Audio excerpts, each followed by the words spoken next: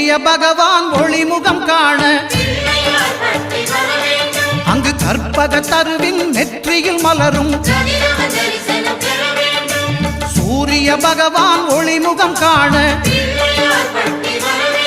அங்கு கற்பக தருவின் நெற்றியில் மலரும் இருளை விலக்கி உலகை எழுப்பும் ஞாயிறு அங்கே குடியிருப்பான் அவன் ஆனை முகத்தனின் அடியவர் மனத்தில் ஒளியாய் வந்து கொலுவிருப்பான்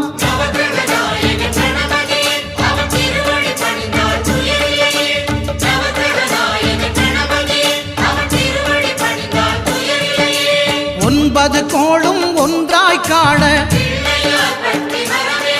அங்கு கற்பகம் என்னும் கடவுளின் மெய்யில்